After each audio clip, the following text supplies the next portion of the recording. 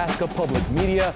Nebraska sitting at 4-1, going to play 4-0 Rutgers, and we're going to talk about it tonight. Joining me, former Huskers Jay Moore and Damon Benning. Listen, during the offseason, we talked a lot about Rutgers is about one of the first tough games Nebraska's going to play. Obviously, they dropped one already, but what do you feel about it now that you've seen Rutgers play, you've seen Nebraska play?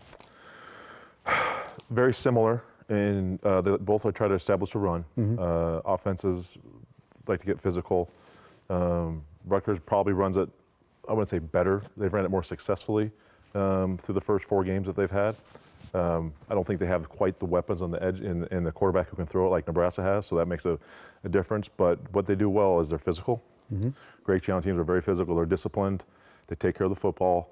Special teams are usually solid, and their red zone defense has been outstanding this year, like 5th in the nation. So they've given up some yardage in between the 20s, but when it comes down to the red zone, it's hard getting 6 against this defense. But I tell you what, it's a great matchup for the Huskers on Saturday afternoon. Nebraska riding some momentum of that second half coming off of Purdue. Yeah, I think they feel good, and I think this game is kind of tailor-made for how Nebraska likes to play. I don't think Rutgers really likes to get vertical outside the numbers, and they've been vulnerable to giving some plays up outside the numbers. Yeah. And Nebraska is really good with explosive plays. So I think if Nebraska scores points when opportunity presents itself, they should be just fine. My only real concern in this one is I'm not sure what kind of equalizer special teams will be. So it's hard to cap that way. But if you're just talking offense and defense, I like the matchup. There's lots to cover tonight, and we can't do it without you. We have our phones standing by, ready for your calls. You can also text or email if you want. Send your comments or questions to bigred@nebraskapublicmedia.org. We're also monitoring our social media accounts tonight as well. Send us your thoughts on Big Red Wrap-Up Facebook page or X account, and we'll answer as many of those questions as we can. Time now for our sideline survey. Last week, after the loss, what did you think about the rest of the season? 49% of the people said bowl bid, 42% said no bowl, 4% said still can make it to the college football playoff, and 5% said time to watch some volleyball. Negative people on this survey. Next, this week's sideline survey, though. What should Nebraska do on 4th down when they're in field goal range? 43% of the people are saying go for it on 4th down. Keep hold until he gets better, 23%. Hope Alvano is back, 21%. And see if Dylan Raiola can kick, 13%. Let's stick with the kicking game. It can't be good when your offensive coordinator has to think, do I even play knowing that I can't kick the football at this point? What do I do in terms of 3rd downs? Yeah, it's tough. It's obviously it has to get fixed. It needs to get better, but it's just not the kicker's fault. It's the whole operation. Right. I mean, that is it's a 1,000, 2, 1,000. That ball needs to be gone.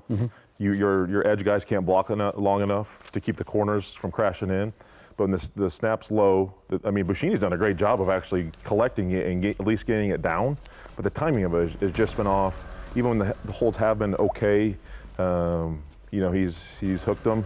And other than that, the extra points have been okay. Yeah. They've been solid. They've been consistent. But you can see there, the snap and just the operation time, it's off. But that's first and foremost. You got to get the snap. What's the most important play in offensive football? The QB center exchange. You have to have it. So you have to have the snap down in the kicking game to get it down. Otherwise, you can't operate no matter who's back there in the kicking game. And your punter or your holder can't have 3 tackles. On special teams. Yeah, so I think outside of the mechanics of place kicking, coverage has not been good. And I think for Nebraska, you maybe have to get into roster management and see what you want to do with your special teams because they have enough depth. It just depends on who they want to utilize and how quickly you can get to 4 games. You start with the first punt, and that should have been down at the 1, and gunners are having a hard time, making plays on punts. And I said last week you had 3 punts for 151 yards, but you only had a 30-yard net. So you're in the bottom 90s or high 100s in terms of kickoff coverage. So the coverage teams have to get better too. It's not necessarily just when toe meets leather for Nebraska. Overall efficiency in special teams right now is 129th in the country. Yeah, let's get in the offense because at halftime, Nebraska couldn't feel horrible. I know they missed the field goals, but they were moving the ball up and down the field. Yeah, that wasn't it. Moving the ball was not the issue. Obviously, getting points in the red zone. Yeah. Listen, I'll be honest, and I've told many people the last couple of days, it's like, oh my gosh, the first half struggles. And it's like, well, it's always funny now. People were concerned about second half struggles. Yeah. Obviously, maybe they got that taken care of, but they obviously did a good job in Purdue in the second half. But they don't get the OPI on the 4th and 1 pass to Rahmir. I think that first half's vastly different. Yep. I think momentum is a huge thing in college football, and they would have had it right there. Block field goals probably don't happen. You just get the momentum going, and you're probably up 13-0 at half, maybe 14-0 at half. If you get that 4th and 1, the LPI, we all know was bogus anyway. So momentum's huge. You just got to take advantage of it, and it's hard. I can't imagine being Coach Rule or Satterfield and trying to call a game where you aren't sure if your team can kick it unless it's an extra point or inside the 20-yard line, and that's tough. How do you feel the team is running the ball outside of what Ja'Cory Barney is doing with some of that jet sweep stuff? Well, downhill run game definitely needs some work, but listen, I think part of running is finding creases. I think Nebraska's winning at the point of attack in a lot of those offensive runs, and I think it's up to backs to find creases. And we saw a little bit of a wrinkle with Emmett Johnson getting some more snaps, but I'm not one of those people that, you don't get Emmett Johnson's life without somebody like Dowdell in it. So I think you need a complement of both running backs. Nebraska just has to figure out how to play to both their strengths. And we leave out sometimes talking about Ja'Cory Barney's plays because people call them trick plays or whatever, special plays. Well, let's watch him. This is really good blocking, right? We're seeing them practicing this well. And the things that are that Raiola's doing in terms of his ball handling, he's really good at this as a freshman. And listen, nobody runs toss anymore. You don't get 48, 49 sweep and pitch. You need ways to get the ball to the edge like this without running toss. Yep. Defenses can run. blocking is. I mean, yeah, Borkature just a stud. So I mean, this is part of it. There's no gadget to it.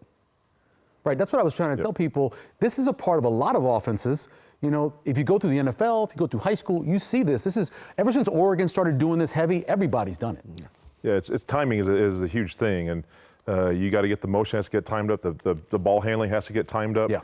But the blocking the edge blocking, and the wide receivers have been, they've gotten better. I'll say in the last 2 weeks. Colorado, the coaches weren't too happy with it. But I mean, just the operation there with Raiola, I mean, that's a tough handoff, getting out there and getting the timing of it. But the edge blocking has to be there. The crease, right, and the guy leading up and through the crease, like Borkature did on that first one, it's a timing of everything has to be perfect. Otherwise, guys will shoot the gap and make plays in the backfield. How gadget did we think it was when Melvin Gordon was going for 400? Yeah, right. Yeah, I know. I mean, just the revisionist history is incredible. It's just part of run game. I'm with you. That's what it is now. Let's talk about the other side of the ball because, again, there were people talking about the black shirts not playing well. But when you look at the stats at the end, and you look at what happened overall, what they were trying to do, the black shirts played well, right? Yeah, I thought they were much improved. I thought the things that hurt them against Northern Iowa and Illinois were cleaned up. Guys just seemed to be in control. They seemed to be in good positions. There was an edge. There was, if a guy was supposed to spill or force, they were going to do that. It just seemed clean. It just seemed, it was always, the flow of the play was forced into your defenders. There wasn't guys, sitting back. Your safeties and corners weren't put in bad spots.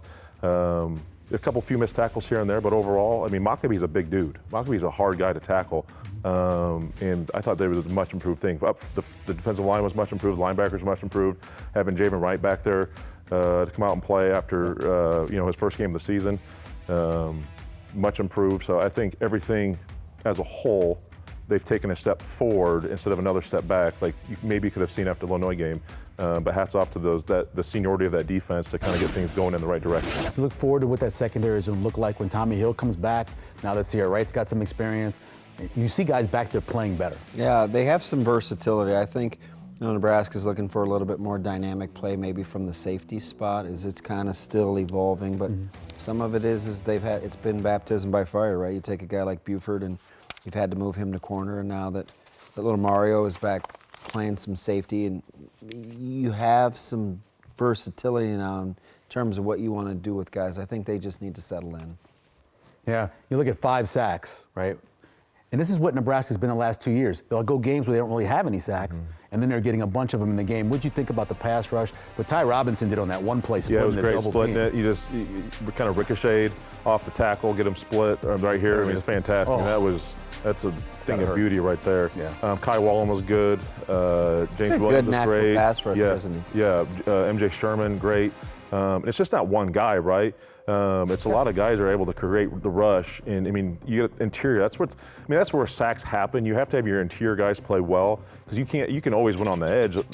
You know, let's say it's 8 times out of 10, but if he has a pocket to climb into, you're never going to get there. But your inside guys, Nash, Ty, have to do a good job of keeping that quarterback in the pocket, so there is no room to step up, and that's what they did a fantastic job of on Saturday. Yeah, I thought Nash had a really good game. A lot better despite job with having that Bend, right? The old hula hoop drill. Yeah. It's very nice. Very good, Ben. Okay, let's go back to Saturday and take a look at the highlights from the game. Now, the first half didn't provide many fireworks. We'll call them highlights anyway. Let's go to the highlights now. Of course, it was a beautiful day in West Lafayette. Nebraska comes out early, moving the ball. We talked about earlier the things that Ja'Cory Barney does. He's just electric. Just so good to have a guy like that can make a play every time you get the ball in his hands. He's averaging almost 10 yards a touch. First missed field goal. This actually was pretty good in terms of the snap and the hold, right? This is just on the kicker? Yeah, that was good mechanics to get it there. It's just a hook job by Hole, and listen, you got to learn to play it. Hudson Card, we mentioned how he could move in the pocket last week. Nebraska did a really good job of keeping him in the pocket and stopping him from picking up some cheap first downs. There's your sack by James Williams, and then look, you miss a field goal, we miss a field goal, you miss a field goal. And that was it's like being on Oprah. That was Purdue's first field goal attempt of the year. Of on the that year, one. exactly, yes. There's been a lot of missed kicks all day on Saturday. Good play here. This is perfectly set up. For some reason, they decided to call a penalty on Thomas Fidone, even though he doesn't touch him. Yeah, I'm sorry about that, Jay. I think the thing about it is when you go out of your way to get out of the way, Yeah. you got to figure that out. That's one that, I don't know, that goes right to the league office. You nailed it with the anticipation. I think the guy anticipated the call. They should have corrected it when they got together. Here's an incomplete pass. They originally called it completion. They go to review. The ball hit the ground, comes out. Corey Barney does not get the catch. But Nebraska still continued to move the ball all first half. The problem was field goals, which is coming up here. This was a bad stat, right? Bad snap. Buschini got it down. Yeah. Messed the timing up. Incredible job just to get the hold down. Yeah, no, it was just the ball was low. I mean, he gets it and it just throws off the timing. Your kicker, he knows it. It's weird. You're not able to get the proper trajectory on the ball. Yeah. Who knows what the laces were? That's the most important thing of a field goal, getting that snap. Here's a guy that I think Nebraska fans would love to see touch the ball even more. Thomas Fidone, the middle of the field, man. Yeah. It's open. I didn't know if it was a result of two-man or that man under, because you can play some two-man when your quarterback can't scramble, but that middle of the field open was there for the taking. This was the second block and third missed field goal, another bad snap. Buschini does get it up, but you mentioned the timing. It's another good job with the hold, but you're right. They count those steps off, Jay. Yep. And it's just off for the kicker. Yeah. Good day for Rayleigh overall, though, moving the ball up and down the field in the first half. Here's the defense we mentioned over and over, cracking down. That's one of those that could have been leaky yardage, but they stopped it, settled for the field goal. Yeah, Jay mentioned the tackling is better, and he can speak to this. When your leverage is good, you play freer, right? When you don't give backs two-way goes. Correct. It's just easier to play defense. You know where your help right? is, man. You know where your help is. You can go shoot your gun and make a play. Here's Emmett Johnson making a play. He just makes so many guys miss. And this is a perfect job by Rayleigh, keeping the ball right where it needed to be as he's standing in the pocket and makes the throw to Banks for the touchdown. And Fidone almost got his hand up on He that did. one. He did. I was like, oh my He's gosh. just chomping at the bit for a touchdown. Yeah, he's trying to get one. Here's another sack. We mentioned 5 sacks on the day for the Cornhuskers. Getting back there. Emmett Johnson, no, this is Ramirez. This is Emmett Johnson. Yeah, 8 carries for 50 yards on the day. For him, outside of what Barney did, he was the leading rusher. This is Nair's only catch on the game. They're really going back and forth on who's the main guy. Pick your poison, right? Yeah. Who do you want to eliminate? Yeah, And I each guy- don't like that. Too much jumping. I'm done with the jumping. Let's keep our feet Well, on the ground and run through things. They bring in Nelson, right? Yeah. To try to do it. I mean, homeboy's got hops, but He man, does, yes, but I don't know if he still. got that kind of hops. Let's stay on the ground. Let's just run the ball. Here's more Hudson Carr dropping back to pass. And we mentioned over and over again, Nebraska's defense made plays. It's a heck of a play. We don't get the replay, That's but a really good. That's a good That's tight his end. left hand coming Yeah. through. Yeah. They're knocking out. That's a Yeah. fantastic play. Yeah. Surprised they actually didn't call a penalty on that, though, based off of the way they were calling a lot of things. Here's Ramir Johnson with a nice reception going there. And then, as we mentioned earlier, just making guys miss. Yeah, Great his run. he's really gifted when it comes to his footwork, and he's got tremendous vision. Penalty gets called. Coach is upset. This is late in the game after he'd already saw about 5 calls that he disagreed with, where he finally got upset enough to throw down his headset, and he gets the 15-yard penalty. Yeah, the thing I loved is they'll come back as we'll take a look at this screen. And how about the players just giving Coach Rule Yep. the butt tap as if to say, you know what, we got got you. your back, right? You're fighting for us. We can't catch a break. We got you. That's what he said in postgame. Somebody's got to fight for Nebraska. I'm going to fight for Nebraska. Here's your screen. I feel so good to see Nebraska run screen again, like when Bill Callahan was here. It just feels so good to see screen.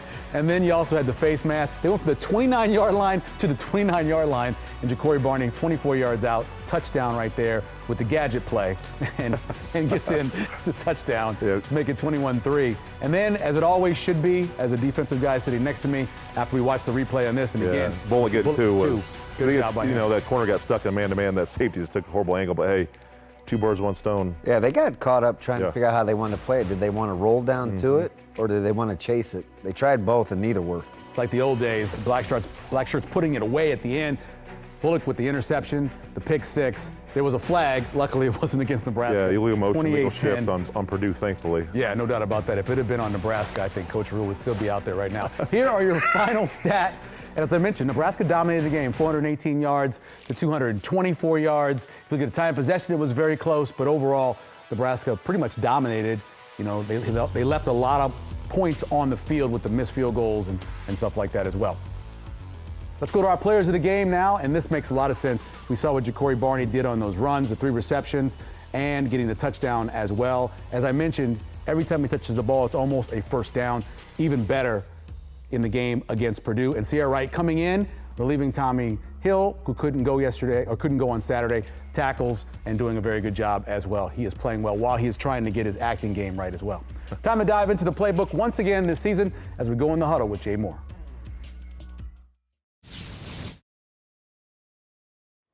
Okay, welcome to the huddle tonight, guys. We're going to do a little Bullock's brother highlights, but the first one is a pick 6 by John Bullock here in the second half.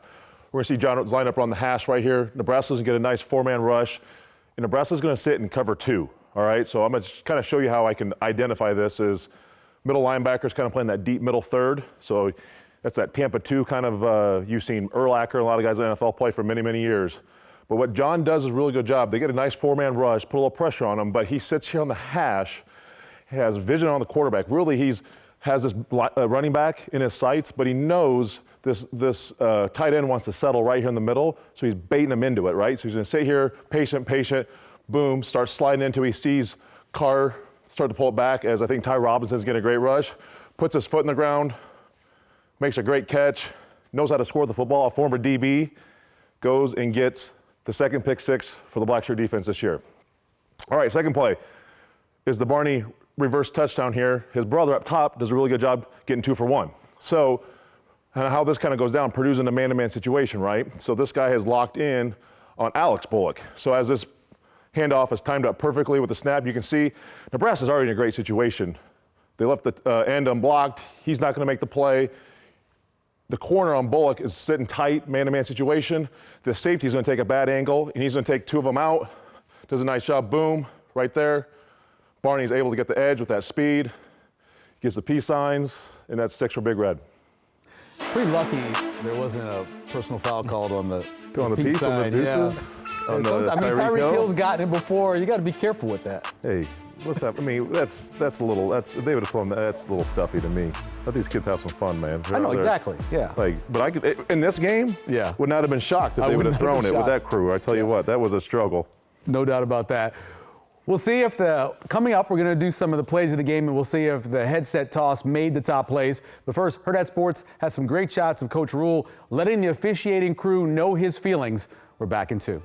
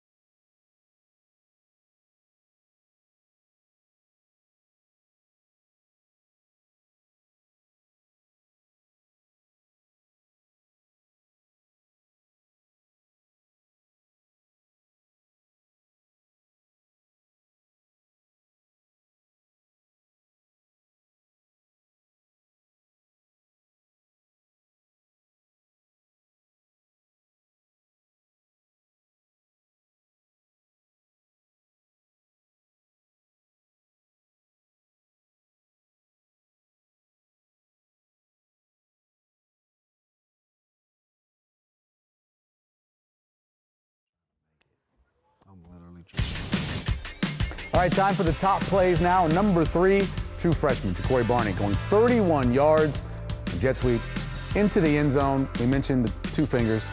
Good job. Peace to everybody who was chasing him. He averaged over 15 yards a play whenever he touched the ball against the Boilermakers. Play number 2. This one was not. Oh, let's watch the replay again because it's a good replay. Bullock getting the block there. Play number 2 is not on the field. You're watching this happen. The penalty comes in. When the penalty comes in, Coach Rhule gets a little upset and he throws his headset. Now, he said he thought since he was in the white it was okay, but apparently this referee didn't believe so. He gave him a 15-yard penalty, but that's okay because Emmett Johnson comes back and gets the first down on the screen. And our top play goes to the defense. John Bullock, 35-yard pick 6 to close out the scoring, 28-3. Jay broke this one down in the huddle. Great play by John. And now we're joined by 3-time national champion and former NFL linebacker Jay Foreman here on Big Red Wrap-Up. How you doing? Doing all right, man. What's up? You think Bullock has a shot to get a cup of coffee, play in the league? I mean, he's really grew himself into a middle linebacker. Yeah, he's been their best player. I mean, let's not use the walk-on thing against him. I mean, I think he runs well, or at least he, before he kind of, put on weight to get to play linebacker, and he plays with really good feet. If he continues to play well, I don't know why he wouldn't. Yeah, for me, I think, excuse me, his athleticism is underappreciated. He's used to playing on the 3rd level, so it doesn't bother him to play in space. He seems like a natural, especially in that odd front. I mean, you'll have 5 in the box, and he just looks comfy. Yeah, and he's a tough kid too, man. Oh, He plays a good balance, and he plays heavy-handed, and so I've been really, really impressed with him just from a technique standpoint. So you got to give Dvorak some credit. But then also, I think he's put in a lot of extra time as well. I told Jay, just being around him and playing against him in high school, his dad trained me. He's a mean-spirited kid, too. Like, he's not not one of those nice guys. He also does a ton of shrugs. He's a mean-spirited kid. He's a shrug kid. A lot of shrugs. Listen, you can play defense, you got to have bad intentions, man. You can't be a nice guy. You guys still have him. Yeah, you got to have some bad. Jay, listen, obviously, defense struggled against Illinois. They got some things figured out. Right. What are you kind of waiting to see from this defense that you haven't seen through the first 5 games? Well, I mean, Illinois, I think they just were punching themselves in the face. And I think this defense really starts and stops with whoever sets the edge and condenses the edge. Yeah. And if you do that, then everything is fine. I just want to see maybe them start faster, a little bit more dominant from the get-go in 4 quarters. Illinois, I think was an outlier to me because I think Nebraska played obviously their worst game and Illinois played their best game. I think Illinois is good. I don't think they're as good as they played against Nebraska. You mentioned setting the edge. And another guy that Dvorak helped develop is MJ Sherman, who last year, maybe he was not in great shape, but didn't really see the field much. Couple sacks on Saturday. Yeah, it's good to see him because he has the body for it, man. Yeah. You talking about going, once he takes his shirt off at the combine, he's going to go up about two rounds. But, the thing is that it's good. I think it took a little while for him to adjust. I always say, look, what you did in Georgia isn't exactly what could happen here. I think he had to adjust, and then he started to come on late in the season, and now he's been more consistent. When you're taking a look at, the narrative was, they need to get better at tackling. And I try to explain to people, when you're comfortable with fits and leverage and where you're and doing your 1 of 11, it's a lot easier to be a more confident tackler. Well, I mean, look, at the second level, I want tight spaces. And, there was a couple times. We saw a little bit against Northern Iowa, and I felt like Northern Iowa caught them in the best defense that they could run their plays. And then, I think when you lose the edge and don't set the edge and condense the edge with offense that had tight splits, and then they hit you with wide plays, then you're kind of out there like, okay, are we being physical or not? And actually, it wasn't a physicality thing or an effort thing. It could be one guy breaking down, and then next thing you know, it's a little bit farther for Jay or Damon to run to make the tackle, and that big bag got rolling. Once those pads get square, he's tough to stop. Look, I'm going to put you in a defensive coordinator situation, and this how you would try to identify who to stop on this Nebraska offense. I mean, we've got weapons now. Yeah. Obviously, we've seen multiple guys at running back, but now he has Raiola in his talent, but he has some guys to throw to. Who are you trying to eliminate if you're a DC playing this offense? I think the thing that's been really, really a pleasant surprise is all 4 running backs have carried their own weight at certain times. I think Emmett's done it like 2 or 3 times. But I think if I was going to play against this offense, then I'm going to try to get Dylan, off of his spot. and make him maybe one side of the field, and that's the best thing you do. But I think their combination of pass plays and him being able to have the right trajectory and loft and velocity on the ball has really helped him really eliminate the zone coverage, which Illinois was trying to do, and then also be able to throw guys open against man-to-man coverage. If you're Coach Sat, how much self-control do you have to have if you want to be a physical run team and win games in the fourth, knowing that when you're doing that, sometimes you're taking the ball and the decision-making out of your best decision-maker in Raiola? Well, I think, you saw a little bit with the sweep plays, even though Barney's about, 175, 180? Maybe. Listen, but he's wiry strong. Yeah, he is. Trust me, he's like Lamar Jackson. You can't get a good shot on him. Yep. You can become physical two ways. One is obviously lining up like you're the Cowboys with Emmitt Smith and just bowl you over. Mm-hmm. Or if you get really, really good perimeter blocking and being physical. If you go back to when Matt Rhule was at Baylor, that's what they did physicality-wise, because they were really, really good out there on the edges. So, for Marcus Satterfield, it's kind of, hey, as long as they just stay out of their own way, then you can call everything in your playbook. Once you start kind of, stubbing your toe, it'd be a little bit harder. You mentioned Baylor. Go back to Temple. He's always had a quarterback, though, that could move, that could run a little bit. It is a little unique, him having more of a pocket passer. Well, I think pocket presence is what Dylan is. If my favorite quarterback, we always argue about this. Dan Marino's my dude. And quick release. And he had pocket presence. And trust me, I've seen it up close and personal. I think Dylan gets you with pocket presence, and then you have to be really, really strategic when you run. Those are the worst quarterbacks for a defense to play against. The ones that can punch you in the gut, 3rd and 6, get 7. 3rd and 8, get 10.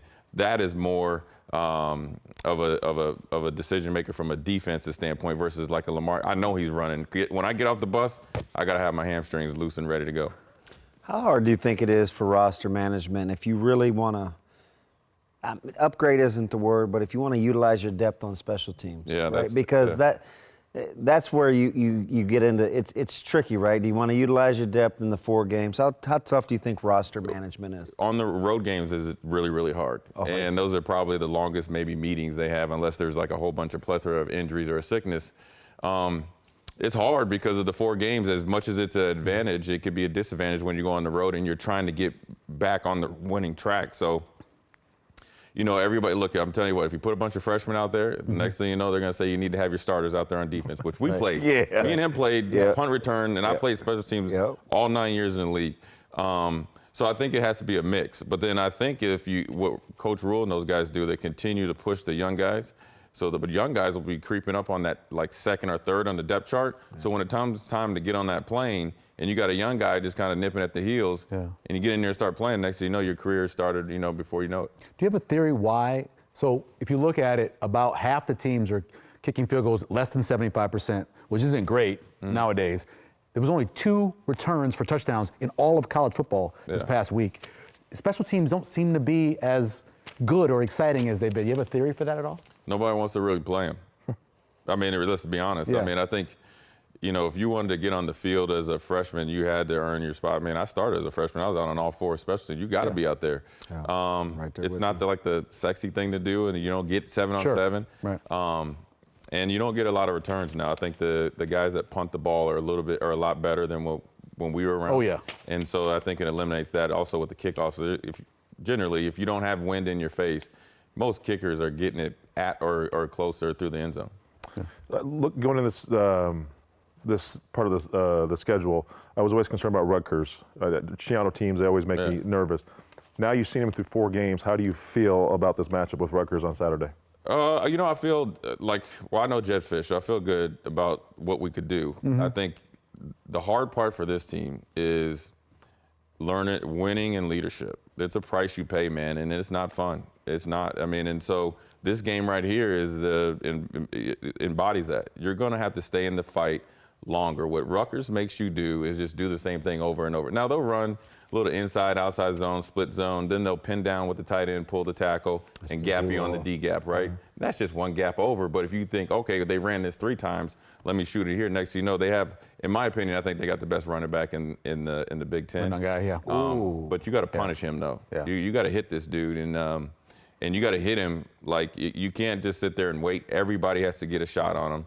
And if they do it, I know. Iowa back? I know. I like Caleb. I like KJ, but Judkins and Henderson are going for over 8. They're both good. 8 a touch. But I think they don't get to do their thing So that's why I'm going with him. I think because he's working with less. Yeah, and he doesn't have the talent outside. He doesn't have the too. talent outside. Yeah, I know. I wouldn't die. I wouldn't die in that hill. I think the Big Ten has a bunch of good backs. Though. Yeah, they do. You look at the schedule after here. Indiana's sitting out there just dominating folks. Ohio State, obviously, USC, UCLA. How do you feel about going forward in terms of what's left? I think like I said, I think this season is a maturity season. As long as they can show up and do what they need to do and continue to get better, this season will be as hard as they make it or as easy as they make it. Now, listen, I will say this. As easy as I'm making it sound, it's hard to do. Right. Right? Showing up every day, winning, putting a winning experience on the field, putting in hours after, and then knowing that coming Saturday, that's where the confidence comes from. So when you look at the schedule, okay, Ohio State's probably the biggest mountain you're going to have to climb. Sure. Maybe like USC. I'm still waiting to see. Okay, there's 2 games right there, but when you get off the bus every other game, you feel like as long as we handle our business, we can win this game. We both thought that USC's defense had kind of turned the corner.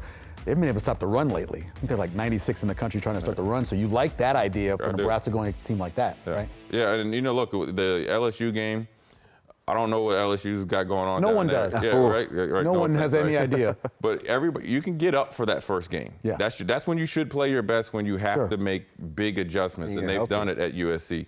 Let's see where they're at when we go out there, and if we continue along and we need to get started faster of getting better by bigger steps, I like our chances. Last thing, we don't talk about it at all because it's not bad, but turnovers, turning it around, being +5 now compared to being -12 or whatever last year at this time. Yeah. You time to talk about how they ended up doing that? Well, I think a big part is Dylan. He understands the importance of the football. And then that permeates over the defense. It gives you more chances to do it. I think they probably have made a conscious effort of trying to get more turnovers and not turn the ball over. We saw in the first game with Dante. Was it Dante, I think, in the first game? Yeah. Okay, so now you're getting a tangible, result after, instilling some discipline. The good thing I'll say is they didn't put him on the milk carton and like some other coaches have done it, where you make one mistake. Hey, look, man, I'm keeping it real. I'm only here for like a couple minutes. Some guys, you make mistakes. You're like, where is he at? You're like, where's Waldo? I mean, Right. I gotta make sure I get an invite back, man. It's been like 2 years. Quick question. Question from there he is. Hey, quickly, how do you assess, the perceived lack of dominance along this D-line, even though I think they're occupying? It's an odd front, right? Yeah. You have to play it a little different. How are you breaking that down? I'll tell you this: it's different being the hunter than being hunted. Yeah. It is. Because Starting to see those doubles, huh? Well, no, they've game planned for you. You gave people fits all last year, so they're thinking about you. You're on every, magazine. And I take it as a credit to you. Now we need everybody else to, start getting it going. And we've had a little knick-knack injuries there, but I think they'll be just fine. Look, this is the perfect game to show out. Rutgers is supposed to be big, tough. No offense to Jason, Jersey guys and stuff. Let's see where we're at. You got to stop the RPO. It's the key. Stop the RPO. They run a lot of RPO. Jay, we appreciate it, man. Yeah. We'll bring you back. I appreciate it, man. Years. You know what I mean? No problem. Look. We appreciate Jay for being with us on the wrap-up tonight. Sean Callahan will update us on some important visits. But first, Herd at Sports has some great shots of some of the young guys that are here already. And we'll preview Rutgers with 24/7 writer Bobby Darin. Back after this.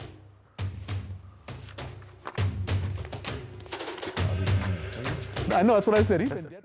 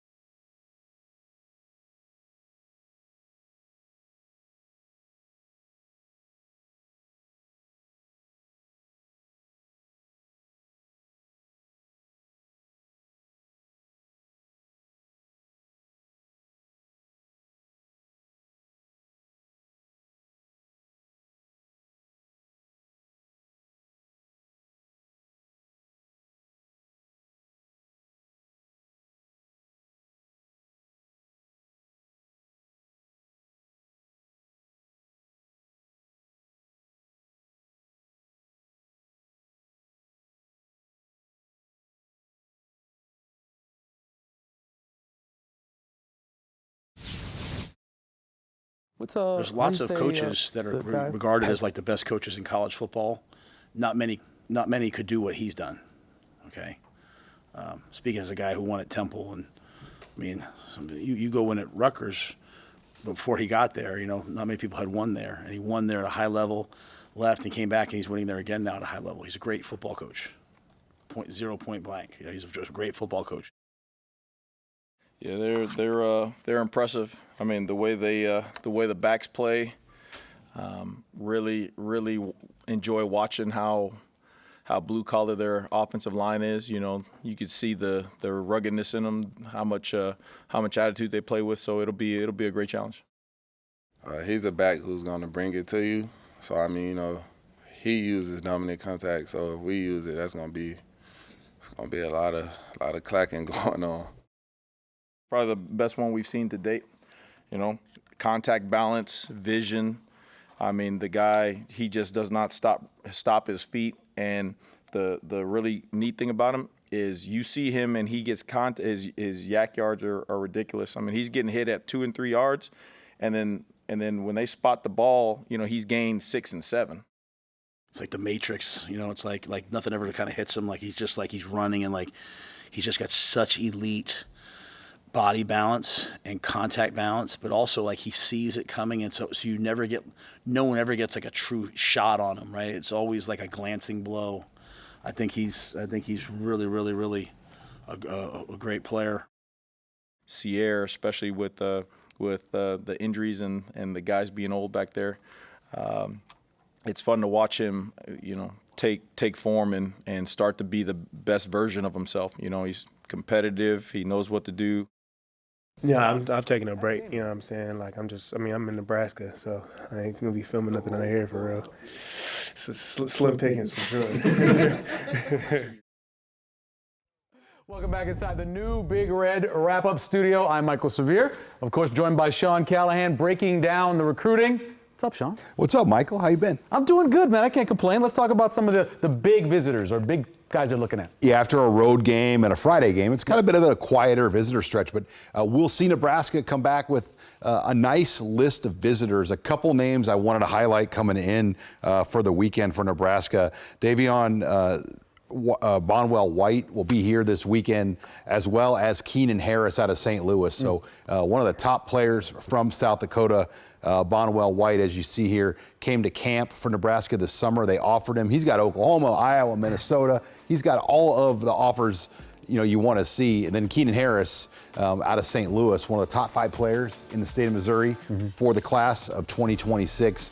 Listed as a safety by On3. I think Nebraska, though, is looking at him more as a linebacker. So, real quick, why isn't Bonwell White rated yet? They have the 26 prospects. You know, they have not rated a lot of them yet. They're still in that process of rating, but he's probably a mid to high 3-star level player, if not a 4. I mean, he's a very, very good prospect that everywhere he went this summer, he pretty much got it off. Right, let's go over our featured recruit, Cade Petschak. A lot of constants there. Yeah, Cade Petschak out of West Fargo, North Dakota, one of the highest ranked recruits in Nebraska's 2025 recruiting class. It looked at one point that he was a lock to Oklahoma, and for Nebraska, Matt Rule, you know, they really had a fight to get him. But when you watch his tape, he is a physical, hard-hitting player, line of scrimmage guy.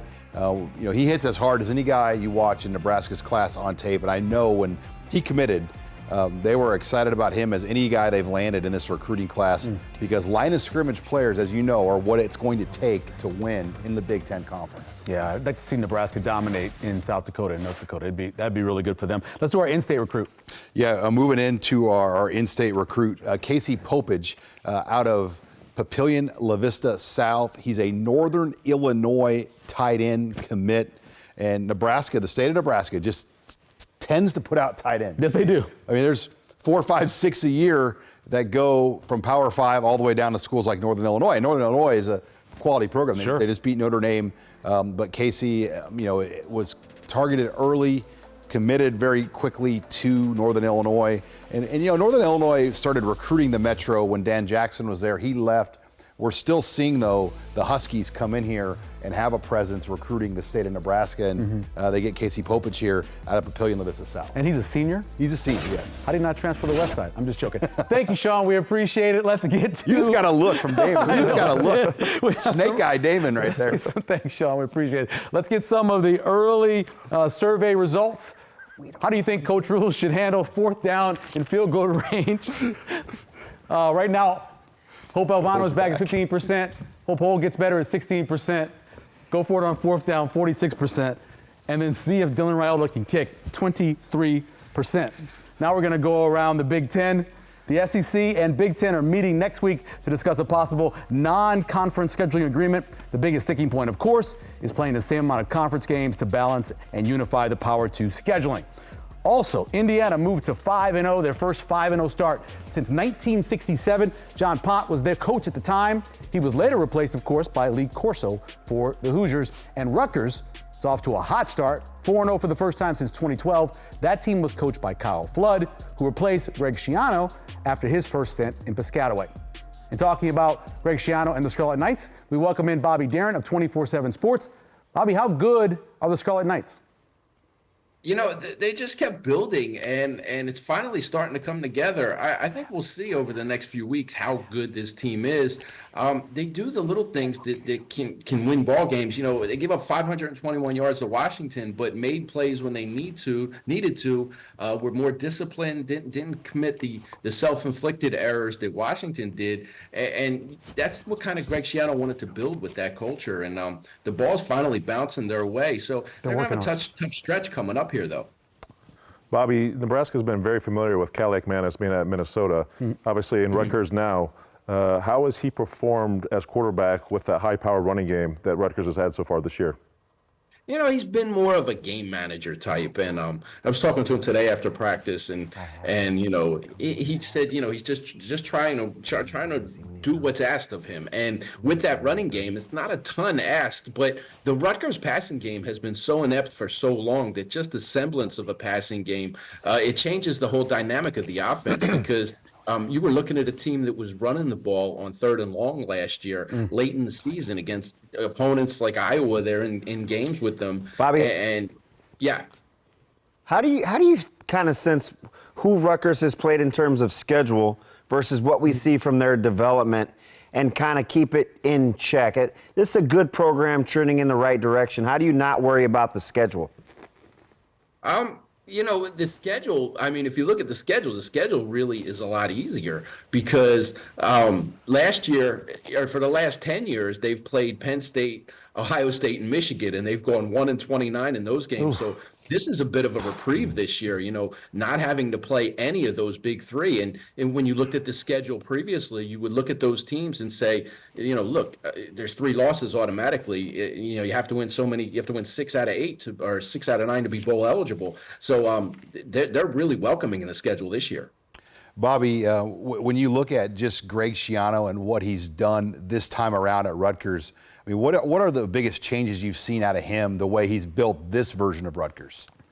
It's very similar to the way he built the first time around, you know. And this time, though, he came in, you know, from his stint at Ohio State and learning from Urban Meyer. He learned recruit. And, you know, he puts a lot of time and energy into that. But it's built basically the same way, you know, getting the most out of guys, developing guys. He's not going to get the 4 and 5 stars. He's going to have to find some of those under-the-radar guys and really do it with defense in the run game. And that's been his formula for success pretty much all the way through. I mean, he had a couple years back when Ray Rice was, you know, electric in the offense, but for the most part, it's been defense first, run the ball control, play smart, disciplined, tough football. Bobby, last thing, I'm guessing that Rutgers is probably licking their chops, seeing a couple blocked field goals, a blocked punt early in the season. The way special teams is played at Rutgers and under Greg Schiano, they must be pretty excited about this matchup. Yeah, and Greg loves special teams. He coaches a big part of special teams. When you see him at practice, he spends a lot of time kind of overseeing it. There is no special teams coordinator like some schools have, you know, an assistant coach of that, and he spends a great deal of time. He's always prided himself on that, and I could see them really selling out this week and trying to get some of those blocks, and it's something he spends a lot of time on. Kyle, this is a big picture question, but with your guys' move to the Big Ten and now the expansion out west, What has been the reaction just with Rutgers having to make so many more coast-to-coast trips? And, does football do different things when they make these long-distance trips? Are they going out a day earlier? How does Rutgers handle some of the things the Big Ten's going to bring for Rutgers here moving forward? Well, Schiano is very prepared. He's diligent. He has contingency plans upon contingency plans. They'll change the practice schedule. They'll change, the times that they do everything. I mean, this guy has it detailed down to the temperature in the room during meetings. He could tell you if it's 1 degree higher. So they're adequately prepared for this. And they're excited about it. I mean, think about it. Before they came to the Big Ten, this was a team that played in the Big East, and then they had to go to the American Conference for a year, and it was, trips to South Florida every year, trips to UConn. So they're really welcoming this, and he's very diligent in his preparation, and he adjusted accordingly. It's obviously only Tuesday, but have you made a pick yet in the game? I haven't, but it's the thing that's going to be tough is, Rutgers has run the ball well, but if you look, a lot of the yards come after contact. Kyle Monangai and even Sam Brown, you'll see some of him. He's, 225-pound bigger back who can move the pile. Had that 37-yard touchdown that was a difference maker against Washington last week. That is going to be a battle to watch because the Rutgers offensive line hasn't performed as well as some of the numbers might suggest. You see a lot of the running back, combination of Sam Brown, Kyle Monangai, obviously doing a lot of it on their own after contact. So that's going to be a tough matchup for them. And, playing on the road, I'm starting to lean towards Nebraska, but, Rutgers has some kind of mojo going where things are just bouncing their way this year. Bobby, we really appreciate it. Enjoy the game. Thank you. All right, we appreciate Bobby coming on and talking about it. Time for our game day picture winner. Check out the best game day photo sent to us this weekend. This week's winner on the game day pick post. Big Red Wrap-Up Facebook account from Susan and Tom. Early game calls for Kegs and Eggs. Love the shirt, Triple B printing right there. Kegs and Eggs and football. Let's go. Keep sending in your game day pictures to win a free t-shirt. And our social media this week, dreaming of field goals. Look at my guy Wolverine, Logan right there, dreaming about making some field goals. And then Justin Adams, 402 Nation, not excited about the Big Ten officiating with flags all over the field. That's pretty accurate right there. And lastly, Adam Kramer, the original Kegs and Eggs, not very interested in watching the second half. He obviously missed the better half. All right, before we get to viewer questions, how surprised are you that Rutgers is 17th in the Big Ten in run defense? You'd expect them, I thought at least coming in, they'd be better than that. Yeah, I just think that what happens is the way that they want to play. Coaches now with dry erase boards and markers that can game plan. Sure. They're a little leaky on the back end. And so I think Rutgers tries to overcompensate a little bit, and teams with dry erase boards like, hey, we can run the football. And that's kind of what's happened to them. But up front, I'm just not sure how athletic they are on the back seven. Yeah. D-line, really stout. They got to make plays in space, and I think Nebraska will put them to the test. Sean, have you heard anything about, because we always talk about whenever there's a bad call, you have the coaches sending it in. Did you hear anything about what they heard back on some of those calls? I haven't, and generally, even if you get the response you want to hear, I mean, what does it do at that point? Right? I mean, I feel terrible for Virginia Tech. I mean, they had that, you talk about they had the game won, and then the call gets overturned after the call on the field's a touchdown. I mean, I can't imagine, but Nebraska had something similar this year with Naor, where they called it a touchdown, and he had what appeared possession for enough time, and they took it away, and they called it a fumble or a change of possession. So it is what it is. But there were 8 first downs, guys, that Nebraska received in that game by a penalty. That was a record for Nebraska in a game. Do you think it matters who the coach is? Because obviously, Bielema and Franklin were losing their mind. PJ Fleck, unhappy. Bama in Georgia with DeBoer, and they're not happy. Do you think it matters who's barking the loudest? Yes. I think to an extent. I mean, it was not a good weekend. No. I mean, Michael and I were talking about the show. I mean, the offsides ruling on Minnesota's onside kick. Yeah, that's brutal. Yeah. I mean, that was brutal. He was clearly onside. He timed it perfectly, and that's not a reviewable call. And I get it. Iowa fans are like, hey, fair catch, no fair catch with Minnesota. But I get it, right? Who do they need to win that game?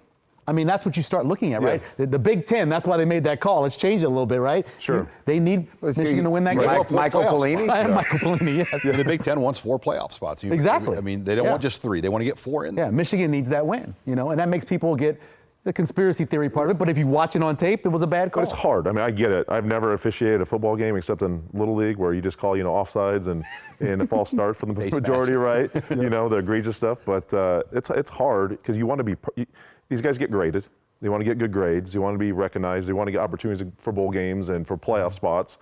And sometimes you can try to just do too much and get a little too ticky-tack. It just seems the consistency of it all is just it's not there right now. There was evidently one ref making a majority of those flags in that game. I did hear that. Like one of the guys along the sidelines was the referee that threw a good majority of the ones that caused some of the problems. Right. This question's for you from Brian on Twitter. He says Brian Buschini's tackle on a ball carry in the second half was textbook, perfect form. Can you get him in? You think you try to put him in there to play? Hey, that was nice. I mean, It was nice. The whole Nebraska sideline was went nuts as well. No, that was textbook by the punter. I mean, tell you what, it's not a good talked thing. about all that good weight he put on this year. Yeah, he did. Listen, was that on the punt? Or that was on a kickoff. Kickoff. Yes, that was great. But he had 2 touchdown saving tackles on the blocked field goals as well. So they call him Boom Sheeney. Yeah, Lord Boom. bring the thunder, This is for you, Damon, because you kind of mentioned this.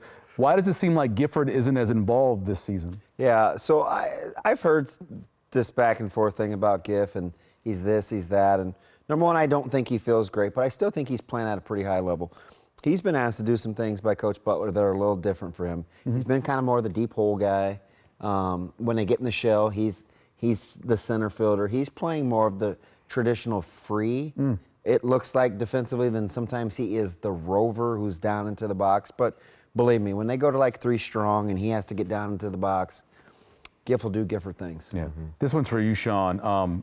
This is Joe's a little negative. After last week's game at Purdue, do you see 2 more wins possibly in the remaining schedule? What? I mean, What? He says penalty after penalty after penalty. So many mistakes. GBR Joe. look, they won by 18. They've lost one game in overtime by 7 points to what appears to be a pretty good Illinois team. Yeah. The computer rankings, if you want to go off that, have Nebraska winning this game. Yes. They have Nebraska winning the game against UCLA. Wisconsin and UCLA. Yeah. So 7.2 that gets them to wins. 7. And obviously the Indiana game and the Iowa game are kind of swingish. Right. Because they're on the road. And they're going to be dogs at USC and Ohio State. I think we all agree on that. But there's 3 that they should win. There's 2 that are kind of flips, and there's 2 that they're going to be really big dogs. Yeah. Last question. They're asking about Nash and Ty leaving. What do you think about the young guys? You feel okay behind them? Oh, yeah, absolutely. I mean, obviously Van Poppel with him redshirting. There's plenty of depth. Judy has 1 more year, correct me if I'm wrong. Yeah. Or is he a senior as well? I can't remember. I'm blanking. It's hard to figure Listen, that out. the interesting thing about this defense is, as old as they are, they have a chance to be more athletic next year. I completely agree with that. Let's go to our burning question. Sean, you're up. All right, my burning question is special teams. Can Nebraska do the little things that matter on special teams? Because in a game like this, one mistake like that might be the difference. For me, it's how good is your short-term memory. I hope it's poor. For Nebraska, wash, rinse, get rid of it. It's Rutgers, big game. This is what you want. Forget about what's happened in the past. Yeah, for me, it's a great setup for the defense. It's Nebraska's run D versus Rutgers run O. A lot of similar stuff that Rutgers runs offensively, Nebraska does as well. So there's some familiarity with that. How do they match up? Almost 240 yards Rutgers has rushed for through the first 4 games. So that matchup right there is going to be key. My burning question, it kind of talks about what we asked about before in terms of special teams. Can Nebraska make a big play on special teams? Not a field goal, but return a kick, turn the game, steal a possession, because I know that's something that Coach Rule talks a lot about. Before we get to end this up, predictions, what do you have, Sean, for the score? I have Nebraska winning 24-13. 24-13 and Damon? I went 26-17. That big play, it's going to be a safety. Okay, we'll take that. Yeah, my prediction was 21-17. I want to go 24, but I said it's field goal. Field goal. You have to let him kick. You have, as soon as you can kick a field goal, kick it in that game. Get some confidence. I got 24-17. Don't forget to head to the website and Facebook page. Click on a prediction. Jay and Damon will tell you exactly what to expect for the Saturday game against Rutgers. The game's 3 p.m. on FS1. We'll see you next week here on Big Red Wrap-Up. Oh, we also want to tell you